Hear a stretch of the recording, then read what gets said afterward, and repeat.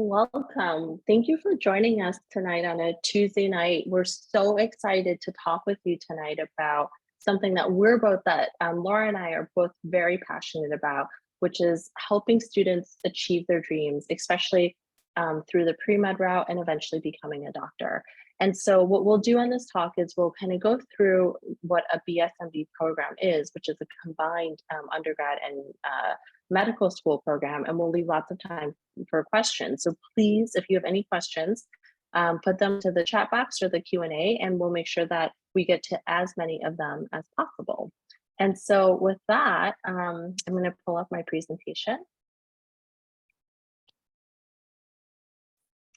And so again, thank you for being here. And we're going to be talking to you about what every high school student should know about their journey towards a career in medicine.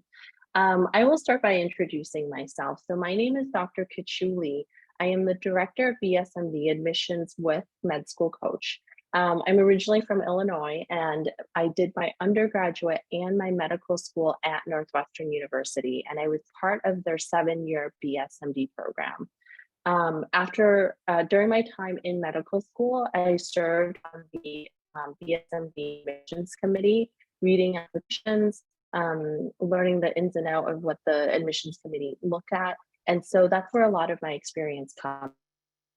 After medical school, I did my dermatology residency at Brown University. I wasn't quite done after that because I had to do a fellowship at Mass General Hospital, which is affiliated with Harvard University.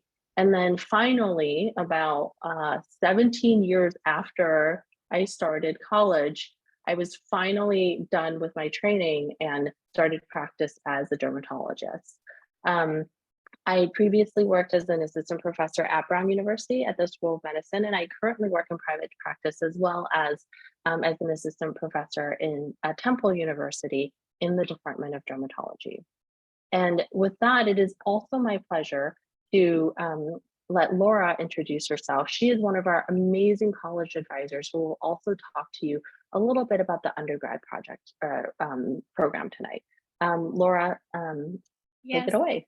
Thank you. Hi, everybody. It's so nice to not see you, I guess, but meet you and be able to talk to you and share, this journey that you're about to embark on, which can sometimes feel overwhelming, and there are lots of moving parts, but certainly when you work with people who kind of know the path and know how to get done what needs to get done, it's very, very helpful. Wherever you are in your journey right now, there are things that you can and should be starting to think about or starting to do, especially if you're looking to have a journey to through the whole med school world, because there's a lot that you can be doing now to prepare and to have good things that you want to have on your resumes and experiences that you're going to be able to cover in your essays and all of that. I have been in private practice as a college advisor for 20 years now, working with students across the spectrum, all types, all interests, all everything. I absolutely have a passion for what I do. And everyone is different and unique. And that's the thing I want every one of you to remember. There's so much thought about competition. But just for a minute, think that there is in this whole entire world only one you that has all of the pieces that you have. And you have that come out in your application. You have that come out with your voice. And that's what it is. So I guess that's what I want to say about it. Thank you so much, Laura. And so with that, I'm going to launch into the meat of our presentation tonight to tell you a little bit more about BSMD programs, as well as how you can start preparing for that, no matter what stage you're at, whether you're still in middle school, whether you're a freshman, or even if you're a senior right now. And so how do you become a doctor? And I think you got a taste of that from my own intro, but the traditional route, which most people do, is they go to college for 4 years. A lot of times they might take a few years off, or they might do a post-bac, a master's degree, so that they can improve their resume, improve their chances. That can take a year or two. Some students might take a gap year to do research, to take the MCAT. to boost up their extracurriculars. That can take another 1 to 2 years. And then finally, after all that, they get into medical school. Medical schools currently have about a 38% acceptance rate for students who are applying out of college. And so you can see that it's a very competitive process, and you really need to do everything you can during your college years to improve your chances. You're not quite done after medical school yet, though, because you still have your training, your specialty training. So you have 1 year of internship, you have 3 to 6 years of residency, you have another 1 to 3 years of fellowship, and then after that, you're an attending. I think you heard from my own story that I took about 1 year of internship, 3 years of residency, and another 2 years in fellowship. And so another 6 years after I was done with medical school before I actually became an attending physician. So in contrast, what is a BSMD program? Well, a BSMD program is very much more akin to, let's say, the British system or the UK system, where you apply to medical school right out of high school. And what that means is that you have a guaranteed spot in medical school so that you don't have to do that post-bac or that master's or that extra gap year because you have that guaranteed spot. And the thought is that because you have that guaranteed spot, you can spend those 4 years of college really developing yourself, taking the extracurriculars you want, maybe, participating in dance or participating in intramural soccer instead of slaving away doing research that you don't really want to, that you're just trying to do to get into medical school. Because we know that by developing you as a well-rounded person, you will eventually become a well-rounded doctor. The BSMD route really cuts a few years off of that and lets you mature and develop as a person in college. It does not change the course of your post-medical school training, which is still anywhere from 4 to 10 or more years. So what do BSMD programs really look for in an applicant? And so most of these programs will consider applicants holistically, just like with any undergrad college applications. And when I talk about holistically, I mean that they don't look for just one thing that will make or break your application. So, if you have no leadership or awards, it's not like they're going to mix you. They're really going to look at how all of these pieces fit together, which is why this graphic is drawn in a circle and not really in order of priority, because they want people who will balance out their medical school classes as well as their undergrad class with different skills and different traits. Talking first about grades and test scores, obviously BSMD programs want people who are at the top of their class. They want people who do well on standardized tests because ultimately they're taking a risk with you and making a bet on you that you will do well enough to pass your boards and eventually become a certified or board certified physician. And so typically they look for students who are in the top 5 to 10% of their class if your school ranks. They look for SAT scores that are in the higher tiers as well as ACTs. It doesn't matter whether you take the SAT or whether you take the ACT. You can take both and just submit the one that you did the best on, but most schools will look at them equivocally. And then they also look for a pretty decent GPA, 3.5 to 4.0, usually tending towards the higher of that spectrum or greater than 90% if that's how your school grades. When they look at your transcripts, they're obviously looking for someone who has taken very heavy STEM courses to show that they can excel in this area since medicine is so STEM heavy. At the same time, they want someone who can talk to patients, who can talk to humans, and who are able to communicate. And so they want to make sure that people have a good balance of the liberal arts. And so they often require English, history, humanities, electives, and some schools will often require an elective or a fine arts credit. Moving on, we'll talk about community service. So when BSMD programs are looking at community service, they're really looking at how much time and how much effort you've put in.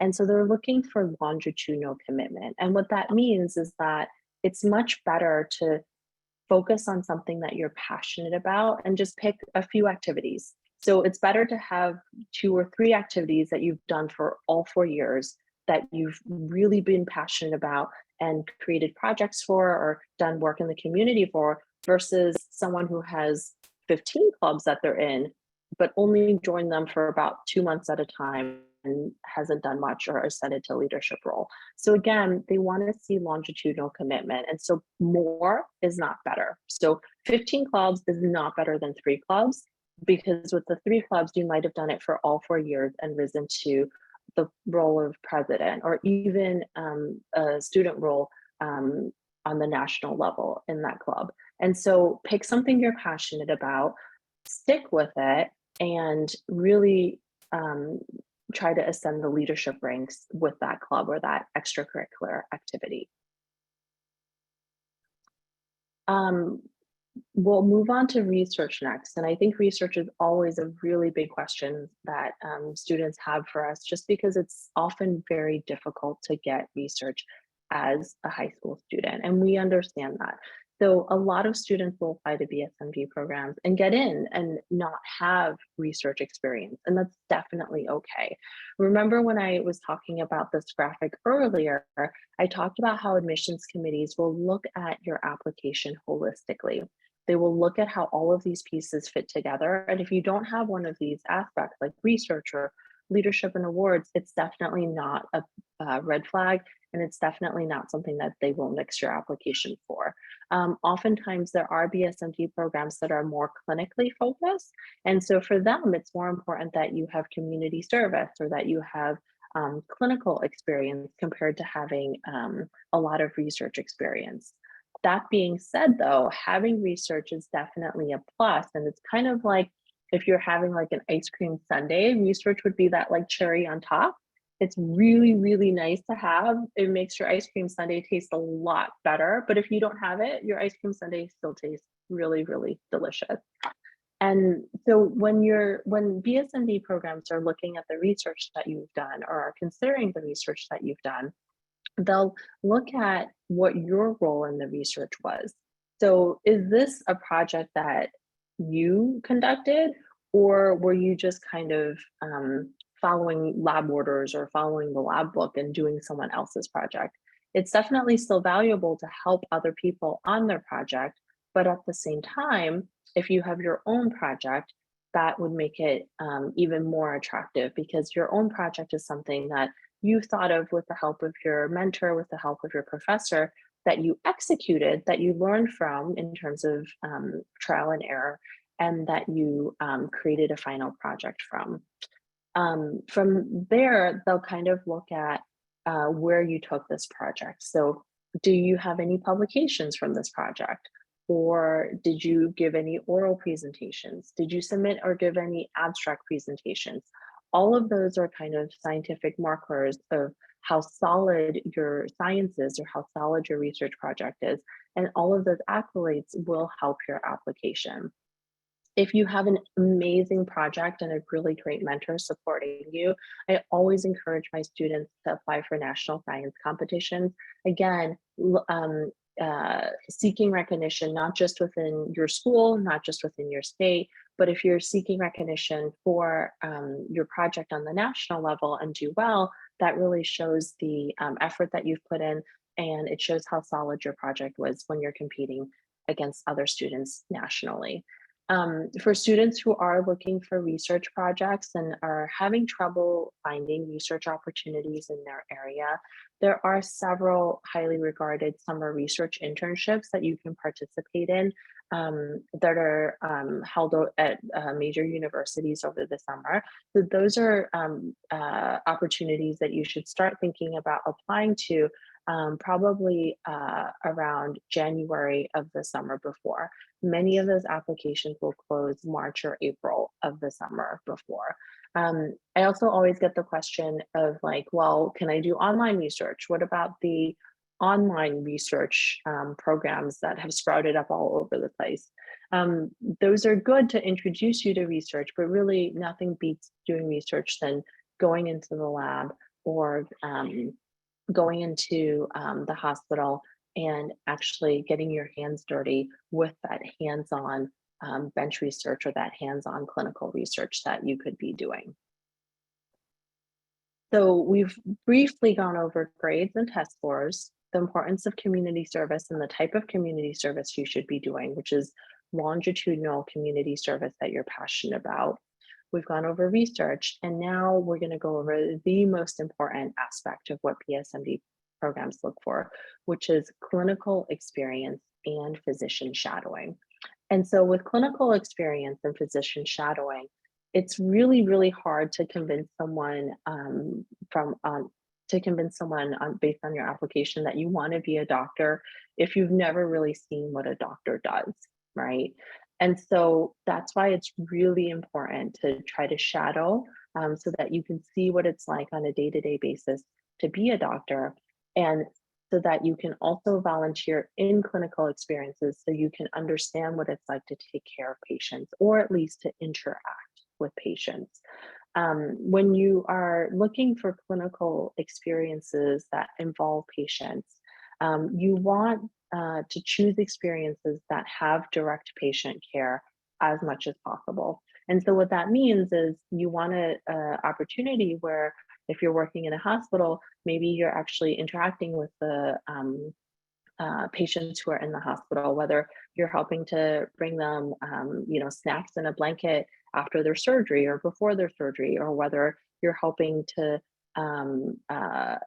speak with them while the doctor is busy to answer their questions. Even if you don't have a direct patient care experience like that, I wouldn't turn down the opportunity, because oftentimes the way you get direct patient care experience is you work your way up to it. And so I have many students who, started at the bottom. They started literally in the hospital gift shop, and then they worked their way up to the hospital information desk where they were giving patients directions. And then from there, once they got to know the hospital, they worked their way to, pushing around a coffee and tea cart around the hospital floors. And then from there, they worked their way to assisting the nurses. So answering call lights, if it's something simple, they can help, get water for the patient, or get the nurse if there's something that they can't handle. But everything in life is about working your way up the ladder. So I wouldn't turn down any patient care volunteering opportunities just because they don't start with direct patient care environments. When it comes to shadowing, it's obviously best to shadow as many different specialties as you can, so that you can get exposure to the breadth of medicine and see what it's like to be a surgeon, or see what it's like to be a pediatrician, or see what it's like to be an OB/GYN. Experiencing a diversity of clinical environments is also important.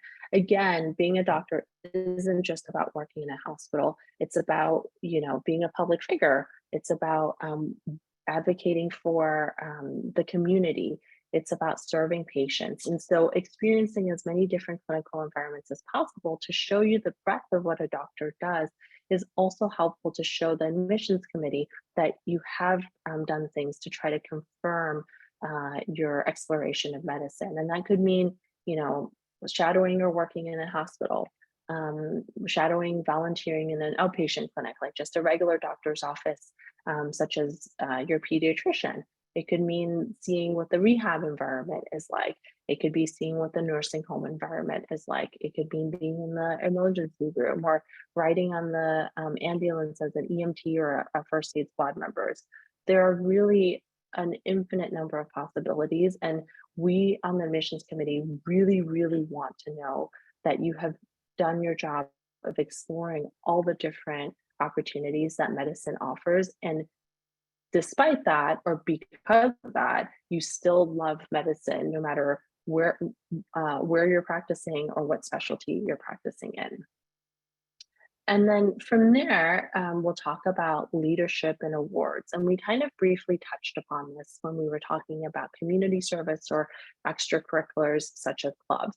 So as a doctor, you are the leader of your team. You are the leader of your team of nurses, social workers, physical therapists, occupational therapists. Anyone in the hospital who is taking care of the patient will look to you for leadership and for guidance. And leadership skills are not something that you're born with. It's something that you cultivate and that you work on. And so it's important to start working on those skills and demonstrating those skills early on, even from middle school, even from high school, whether you're an Eagle Scout or whether you got the Girl Scout Gold Award.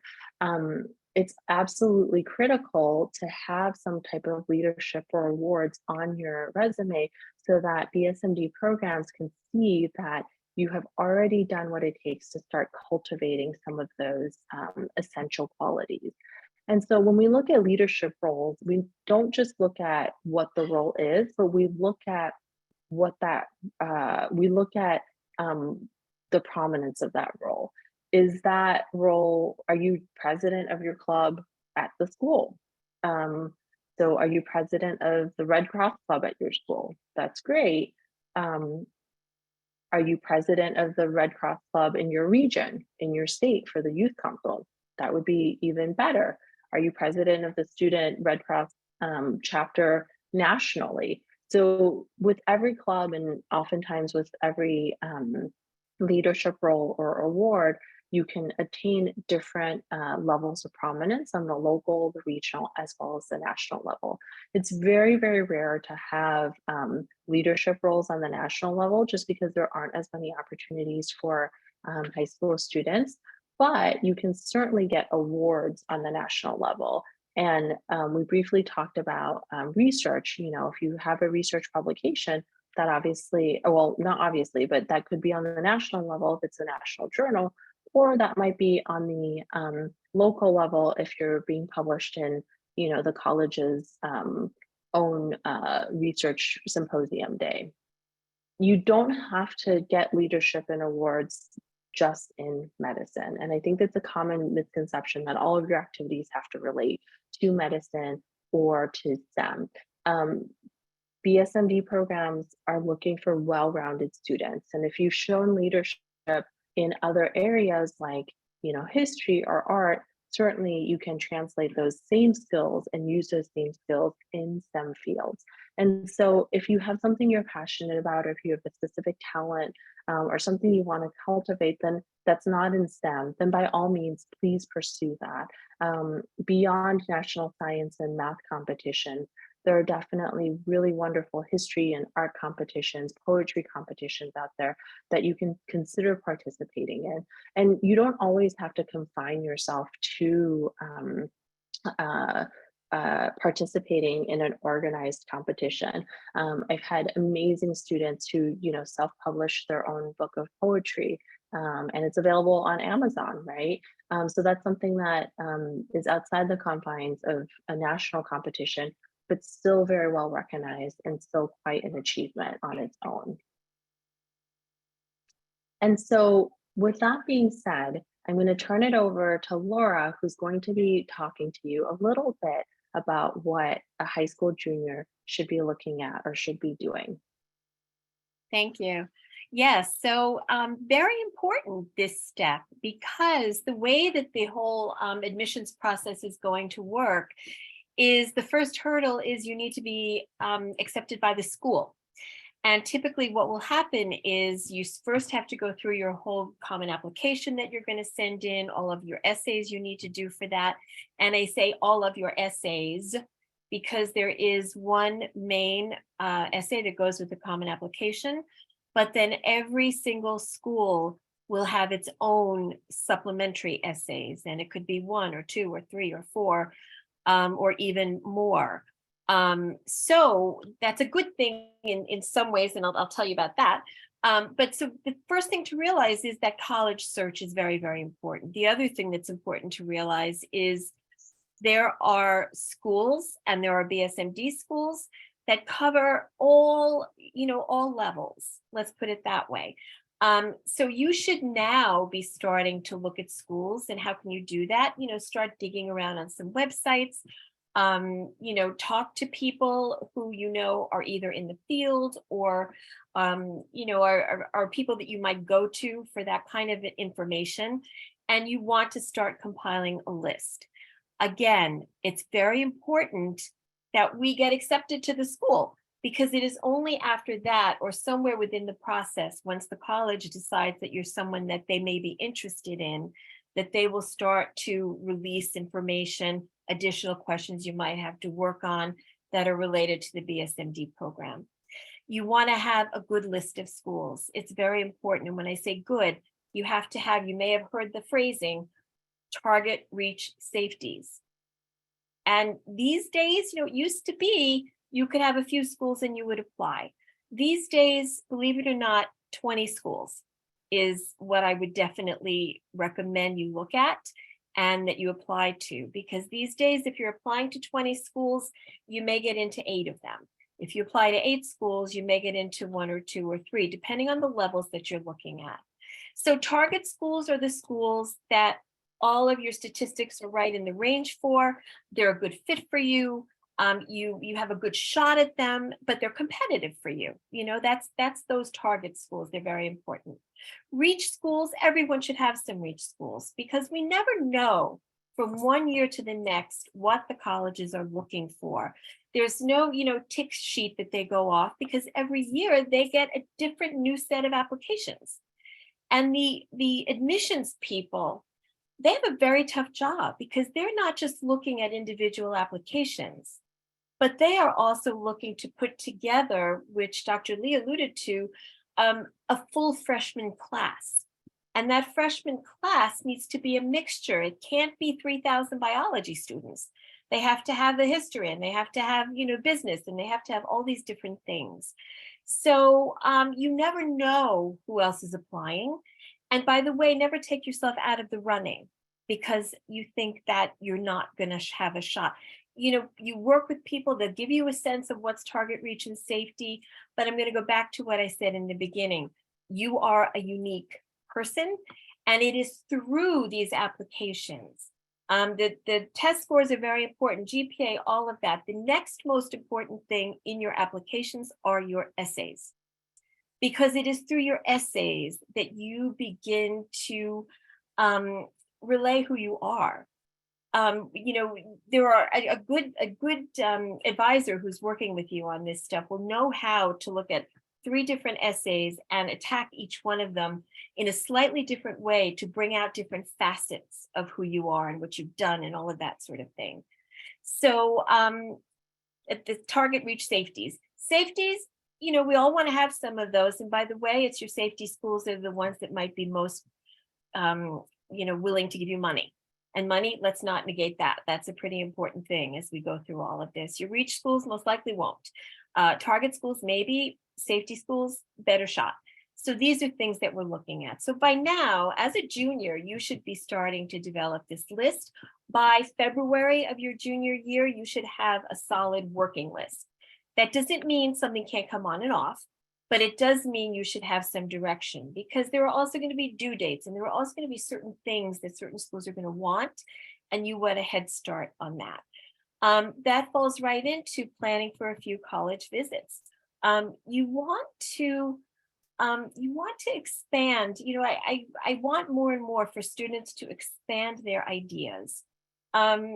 It's not just the schools that are Ivy League. It's not just the schools that have a name you recognize. There are fantastic schools out there who, by the way, are either affiliated with wonderful medical schools, who are affiliated with great hospitals, who have amazing bio programs. There are different tracks into this whole medical field. Obviously, BSMD is great to have. But if that's not going to work for you, if your statistics aren't there, if you don't have the numbers, it doesn't mean you can't pursue this route. It's just you take a different route. You do a more traditional route. And that has a lot to do with the schools that you're going to go into.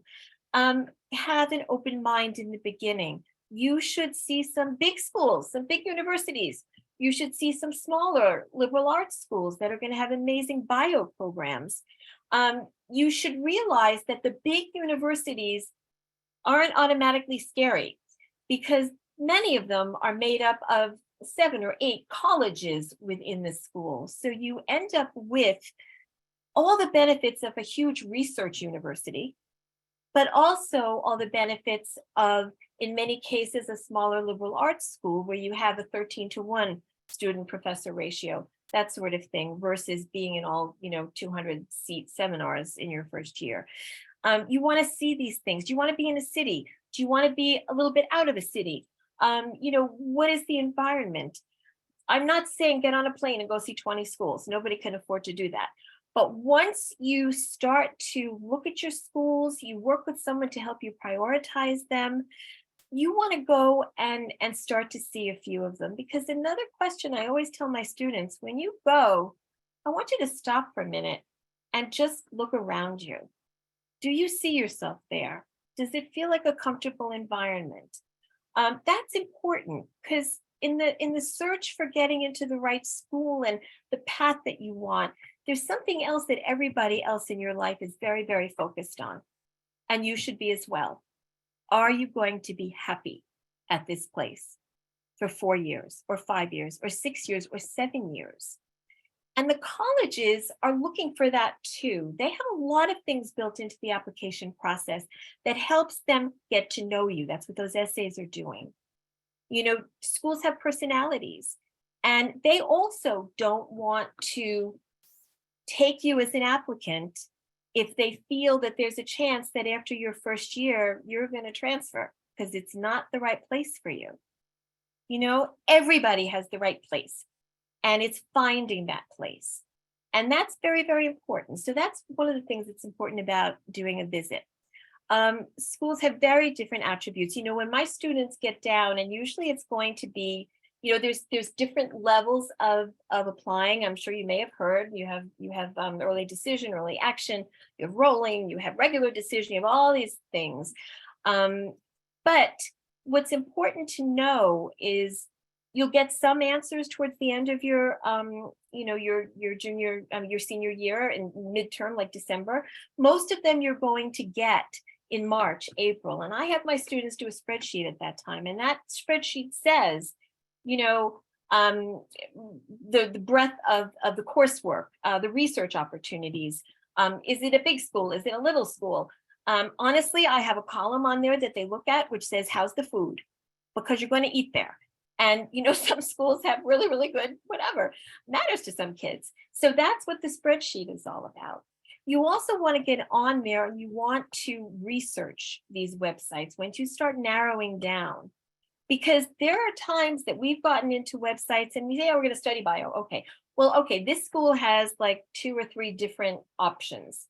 This school has, what do you mean there's 17 different concentrations in bio? I didn't even know that existed. And oh, look at this. I never thought I was going to do this before, but yeah, that's important. Liberal arts schools or you know, lots of times when you go in through the College of Arts and Sciences, which is the more liberal arts part of it. That's where the bio lives. And the great thing about that, which comes up very often in essays, is what's so great about doing that? Well, you know what?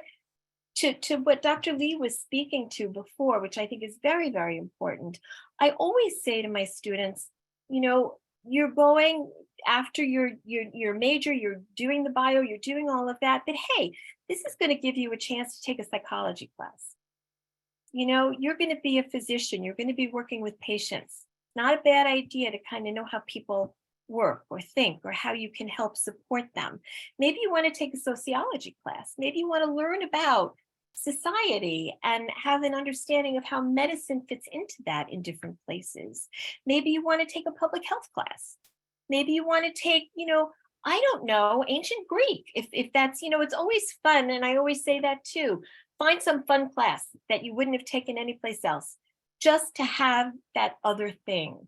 So very important that you find all of those things. So you can see, I mean, there's many, many other things that we've talked about, but it is not too early ever to start really thinking about your schools and making a plan. And, you know, I'm happy, you know, certainly when we get to the Q&A, I'd love to, you know, field some questions about this. It's very, very, very important. Yeah, so that's my pitch on this for now to get you started.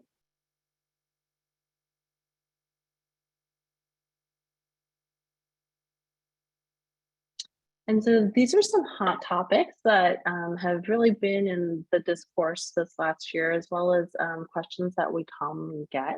We'll tackle some of these if we don't have enough questions in our Q&A, but we'll come back to these later. And so just a small pitch here for MedSchoolCoach. I think with MedSchoolCoach, we are physicians, undergrad advisors who are really here with decades of experience to support you in your journey towards either the pre-med path or the BSMD path. And so we offer personalized help for every student. Everyone gets assigned a physician advisor who's had experience on admissions committees and know what the admissions committees are looking for. And so if you have any questions at all about this process, definitely please reach out to us. We offer free 15-minute consults. The link is in the chat. And so we'll be there to offer any help that you have. With that, I also wanted to talk with you about another opportunity, the High School Alliance of Future Physicians. And I will let Hari Ganesh, who is a current high school senior at Dublin High School in California, speak a little bit more about that. Hi, can you hear me? Yes. All right, perfect. Hi, everyone. I'm so glad to be here. My name is Hari, and I'm the founder of the High School Alliance of Future Physicians. For those of you who want to take your passion for medicine to the next level, I have an exciting opportunity for you. HSAP, or the High School Alliance of Future Physicians, is the perfect club for you to join or even consider leading as a chapter president. HSAP was founded this June, around 2.5 months ago, and is dedicated to guiding high school students on a journey towards a career in medicine. We know that the journey through medicine can be overwhelming, which is why our club is a handcrafted guide specifically for students like you all, offering you a way to achieve your dreams. In addition to our mission, HSAP is partnered with several large organizations, including AMSA, or the American Medical Student Association, the American Red Cross, and the American Cancer Society.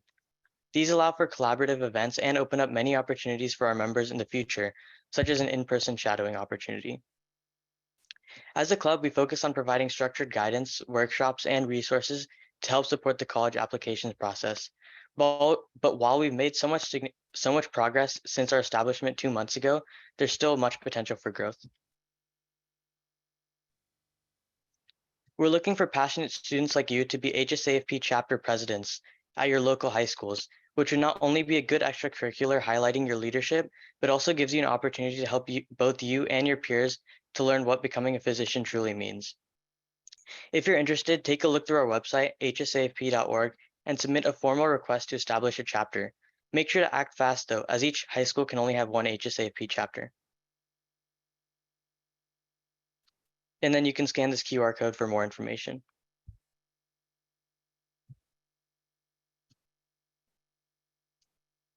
And so I'll leave this up here for a minute for anyone who wants to scan the QR code. It'll also be available with the recording of the slides. This is also our QR code for booking a free 15-minute consult with us as well. And so with that, I'm going to turn it over to Hari, who will who will help moderate our Q&A. Yeah, so make sure to type your questions in the chat because I'll be going through those and asking them to Laura and Dr. Lee. Okay, so the main theme I'm seeing here is about research. So the first question is, how can I get research opportunities? I'm only 16 years old. And so I think I can take that one. I think there's several ways that you can go about this. Even at 16, there are, like I mentioned before, a lot of nationally available, recognized summer research internship opportunities that have hands-on research opportunities. So that's one way that you can get some research experience by applying to one of these programs.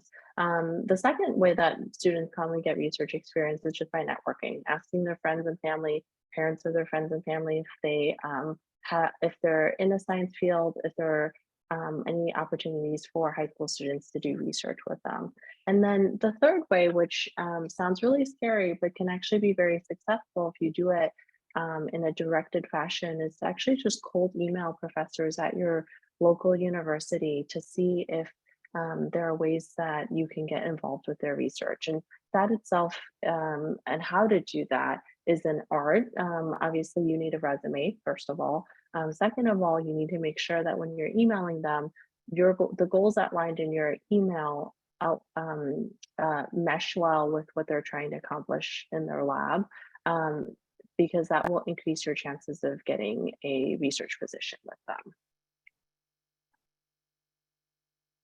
Yeah, thanks for that. And then building off of that, I see this is really popular as well. What are some examples of research, and would it be beneficial to have research we do be related to our career goals? So there's a lot of different research that you can do, and obviously it's best if it is in a STEM field that is related to medicine. Um, I think that you can do research from projects that my students have done. They've done genomics research, which is related to like coding on Python. That's something that they've been able to do at home. They've kind of thought of their own interests and found a research mentor that shared similar interests. So I had another student do research on mental health in athletes and how that was affected during the COVID pandemic. That was something that they had a very direct connection to, wrote a very targeted series of emails to professors who were already doing sports medicine. And because of their own experiences and their ability to relate to this topic, they were able to get a research position there. And then you can also do bench research, work on research that the professor is already doing, whether that's cancer biology or whether that's drug delivery. So there's many different opportunities and topics for your research. That's definitely some good advice. So say someone was in their senior year and was working on publishing a research article, would this be considered for BSMD program since it is senior year? So as long as it's been submitted by the time of your application, it can definitely be considered. Certainly when you do your interviews, you can give them an updated CV or you can mention it. Some schools will accept updated update emails throughout the year. Most schools do not though. So it's best to try to aim to submit everything by the time that your BSMD application is due. And since this is like a BSMD presentation, you can expect that the second main theme and question people have are regarding shadowing. So also like research, how can you get shadowing opportunities when you're still so young? A lot of that relates to what I talked about before of working up the ladder, right? You're not going to get a shadowing opportunity by walking in the hospital or, applying to something and expecting to get shadowing right away. But certainly as you are working up the ladder, volunteering in that hospital, if you're volunteering in the ER, there'll be physicians that you end up seeing again and again. And you can ask them, and it's easier to make the ask that way because one, you've already been credentialed at the hospital. Two, the physician has seen you a couple of times, knows that you, even though you're 16, you can be very professional. And so they're probably more willing to let you shadow. That's one way that's very common to shadow. Another way is, again, just to ask your own network. And so a lot of people might say, well, it's not fair. My parents aren't doctors, or my aunts and uncles aren't doctors, but all of you have a pediatrician. All of you have parents who have cardiologists or primary care doctors or OBGYNs, doctors that they're already seeing. And a lot of my students have started shadowing just by asking their own pediatrician or doctors that their family have interacted with. And building off that, if your local hospitals have like age restrictions, could you do virtual shadowing, and how would colleges see that? So virtual shadowing was definitely accepted during COVID. I think by the time you're applying now, since right now the current application year was last year when they had that shutdown of COVID, it probably isn't looked upon as favorably just because there are so many in-person opportunities. Again, you're not going to learn what it's like to be a doctor by watching a Zoom presentation, right? And so you really want to find in-person opportunities. Even if you're not 16 yet, certainly, hopefully you'll be 16 by the time you graduate. If you're still not 16 by that time, then you can still try to get as many opportunities with clinical exposure as possible.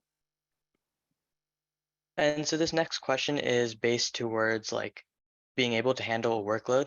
So how can we juggle between schoolwork and all these important roles like awards and community service, as well as being a leader? Yeah, that's really difficult. And the demands on high school students nowadays are very challenging. I think I'm going to let Laura take that one because she probably can speak to that a little better. Yeah, so it is very challenging. It definitely is. You're picking a path that is a challenging path. And one of the things that I know is being looked at is how you are able to juggle all of these things. And this also speaks to, which Dr. Lee mentioned before, don't get involved in 15 clubs and 17 leadership things, and, because nobody can do all of those things well. So it is being strategic. It is, that's such a great point of doing this presentation right now, because you're getting a good idea of the different notes that you want to be able to hit when it comes time to submit an application. And you can sit there now in your high school years and say, okay, what do I have covered? What don't I have covered? What is something, I have students who love dance. They want to go into a BSMD program. They love dance, and they do dance competitions. So they're getting, the skills that they need and they want to be able to show by doing something like that. So it's looking and seeing what you have and where your missing pieces are, and going after those. But you know what? You need time to sleep. You need time to take at least 2 hours out of a week and just have it be your time. All of this is very important, because you can work yourself into a position where you're just juggling too many things and you're not juggling them well. And let me tell you, colleges are looking for that, because they do not want to see that you are overextended. That makes them worry, because they know that the work is going to be even more difficult. So they want to see a well-balanced, and so you have time, you have summer months, you have vacation times, you have after school times. You want to sort of plan it out and see what you can go after at all of these different times, but don't overburden yourself, because that's going to not work well. Yeah, I definitely agree. I think students should choose a workload that allows for them to continue their passions outside of school as well. And so the next question is, at my school, we have the opportunity to take AP Biology and AP Chemistry. Which do you guys think is more important to take, as I want to become a clinical scientist? Dr. Lee, I'm going to have you pick on that one, because, I think you would know more about the route that they want to take. So both are really important, and honestly, you're going to end up taking both upper level biology and upper level chemistry classes when you are in college. It's important to have at least 1 year of bio, 1 year of chemistry, and 1 year of physics to apply for BSMD programs. But honestly, if you're choosing between AP Bio or AP Chemistry, they're pretty much equivalent on the high school level, which one you want to take, because you will eventually end up taking both in college. So then I would just piggyback onto that and say, if that's the case, then I would probably recommend which one do you think that, because you're also getting into the place now where those transcripts are going to matter. And if it doesn't really matter into your career path, which one are you better at? Which one are you going to enjoy doing more? Which one is going to help your GPA more? You don't need to pick the one that you're going to struggle with the most. You don't have to prove that. So that would be my additional, especially when you get into junior and senior year. And for the next question, moving more towards like your college list, is it possible to apply to more than 20 colleges or BSMD schools? So you can. I don't know that it's necessary or necessarily a good idea. I have a student, for example, that I was working with, and when we began several months ago, she informed me that they were going to be, they meaning her and her parents, were applying to every school that has a BSMD program. And I said, okay, so we'll talk. And then as we got closer, that's just not feasible. And it's almost the same thing as with all your activities. Each one of these applications that you do, and let's say you're doing the 20, has to be spot on. You are going into a very competitive group here, has to be spot on. And by the way, you're also in school at the same time, and that has to be spot on. And you also may be doing more testing, and that has to be spot on. So I think, less is more. I think what ends up happening is your first few schools, those first few applications may be really tight, But as you start approaching deadlines, they're going to get sloppier and sloppier. There's no way out of it. And so what is the point of that? So I think that, you do your 20, sometimes someone will talk me into 24. Okay. The college application, by the way, the Common App, in order to save people from this, it didn't used to have a limit. Now it only allows you to apply to 20 schools on the Common App. They were sort of like, we have to stop this. So that's what they did. Now it is still possible to still apply to other schools, but then you have to do it on their own individual applications. So now you're just, exponentially increasing the workload. So I would say choose wisely upfront what those 20 schools are going to be. Make sure that you have safety, reach, and target schools, and then put your heart and soul into what you do with those applications, and most importantly, those essays. Yeah, I definitely agree with what you said. I think that definitely ties back with like being able to manage your workload and staying in good mental health. What is the difference between a doctor and nurse practitioner in terms of workload and responsibilities? So a doctor, like I mentioned earlier before, is really the leader of the team. So the doctor is the one that will manage the nurse practitioner, the other nurses, the social workers, PTs, OTs, and will delegate things to them. The nurse practitioner can see patients, can write prescriptions, can make diagnosis, but oftentimes because they haven't done as rigorous of a residency training, they may not be as well equipped to deal with the complex medical cases or some of the interdisciplinary needs of patients with more complicated disease presentation. That's a good explanation. And going back to what Laura said earlier, someone asked, what is the Common App? There you go. The Common Application is how you apply to college. And it is a sort of a universal application. So this is good to know. It opens up for you, meaning depending on where you are when you're in your application process, basically August 1st of the year before your senior year, the summer before your senior year, although you can access it sooner and get working on some of these things. And so basically what happens is there is a common application that has things like, your education background, your family background, all of these different kinds of pieces of information. And I always think of it as, think that you have like a Dropbox someplace. And when you complete your Common Application, it sort of goes into this Dropbox that Common App holds. And that is where your letters of recommendation go. And that is where your transcripts go. And basically, if it were you, Harry, you're going to have a Harry box with Common App that's going to have all of these pieces that'll be ready to go as your individual applications go out.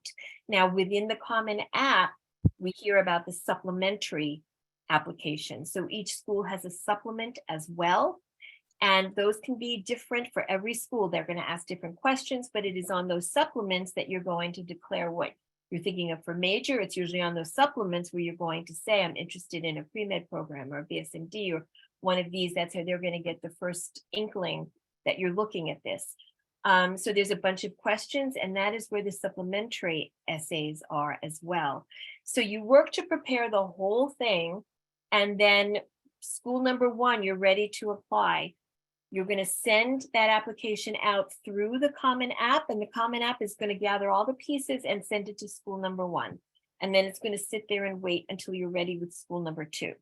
So that's what the Common Application is.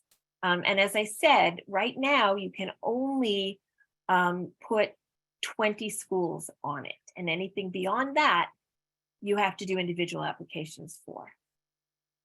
Yeah, thank you for that. And if you guys want personalized help, make sure to book a meeting with MedSchoolCoach. There's the QR code on the screen. And you can also type your questions in the Q&A section because I'm reading through those. So would you recommend applying for college junior year or senior year? So I guess that means like, when should I start my applications? Your applications you're going to start in senior year. You can begin your Common Application in junior year, and you can start working on your Common App essay in junior year, maybe towards the end of it.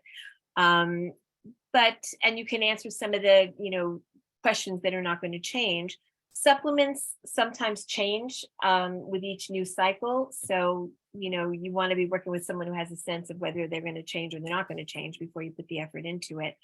But junior year, I always say you are focusing on getting that transcript to be as strong as it can be.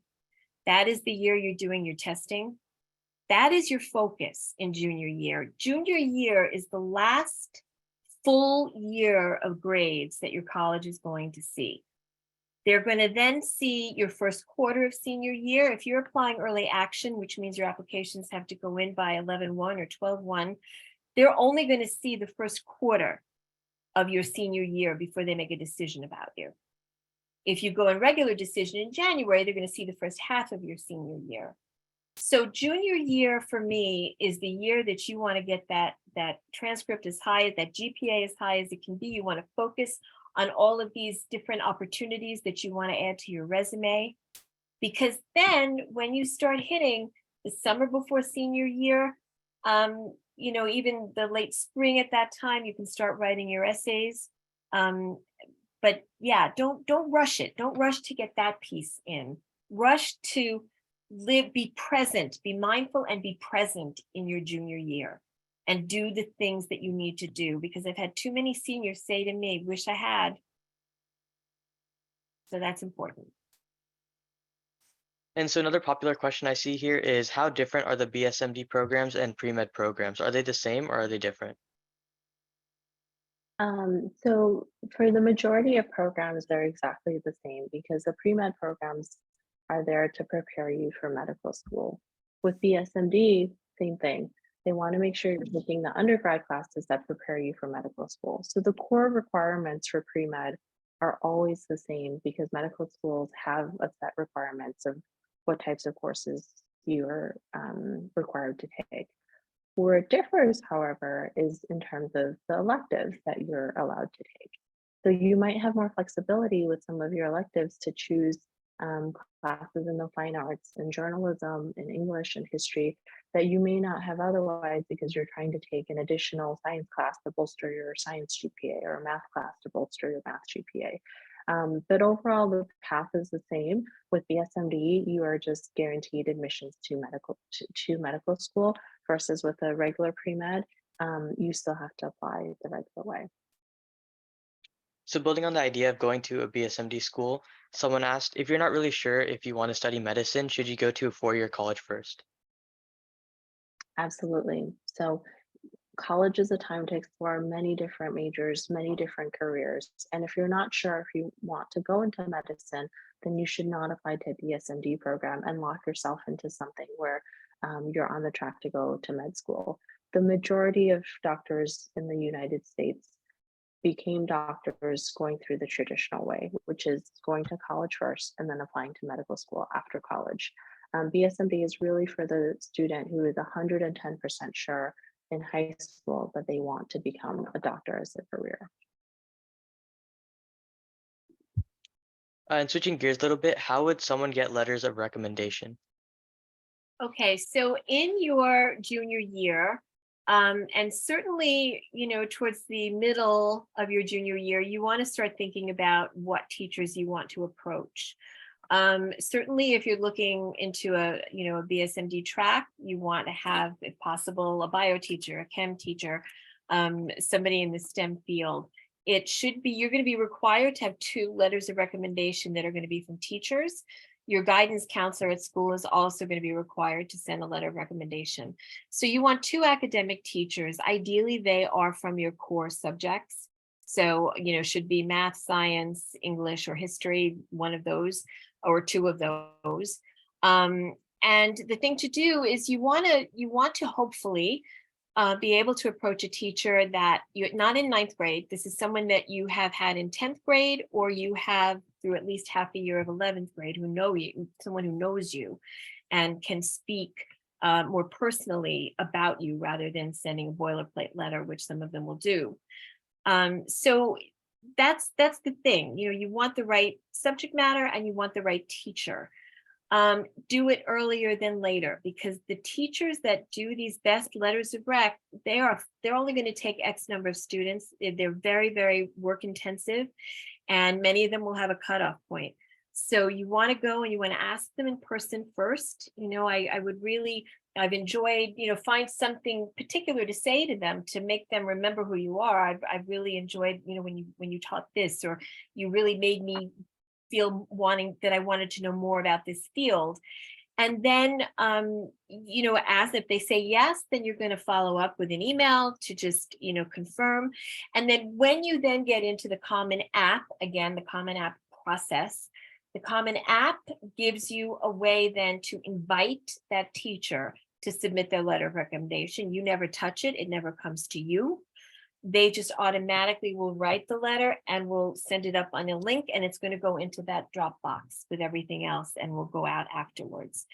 Some schools will allow some additional letters of recommendation, some will not. And, that's where you might do some secondary letters of recommendation. Sometimes I will have students who had great shadowing opportunities, and they'll ask the doctor to write a letter of recommendation or a research, situation, or their wrestling coach, if they've been wrestling since they were, 4 years old. So that's where all of that goes. But definitely, by February, March of your junior year, you should be asking your teachers.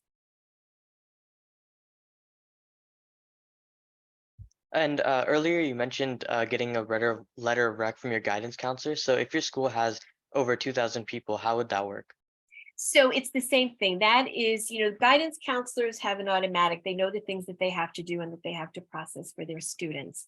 The guidance counselor's letter of recommendation is almost, to me, the least important one, because they typically do work with boilerplates. What's going to happen is in 11th grade, towards the end of 11th grade, you're going to get something, some people call it a brag sheet, some people call it a questionnaire, and it's going to ask you a bunch of questions about yourself. What was your greatest leadership activity? What was your greatest this? What was this? What was the other thing? And that will be sent to your guidance counselor. And basically your guidance counselor is going to use that to talk about these things as though they knew them firsthand. Because many guidance counselors have, 300 students and they don't know them all. And this is what's done. But another very important thing that goes with the guidance counselor's letter of recommendation is something called a school report. So they are also going to send the colleges a school report, which helps the colleges understand what they're seeing. Maybe they have somebody who only has 3 APs. And they're going to say, how could you be applying for this program? You have 3 APs. They're going to look at the school report and they're going to see that their high school only offers 5. And they took 3 of the 5. So they can't hold that against them in any way, where they may see another school offered, 15 of them and you took 2.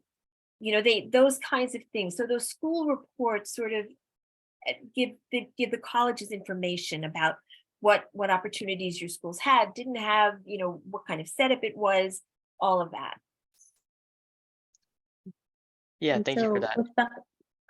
with that, I wanted to, just because we're running a little past our time, I wanted to thank Laura, thank Kari, Hannah from NSHSF for inviting us tonight. But we were so overwhelmed with the attendance we had and with the questions that we had. Thank you so much for being on our webinar tonight. Again, if you have any questions, please reach out to us at MedSchoolCoach. Thank you and have a good night. Thank you. Bye, everybody.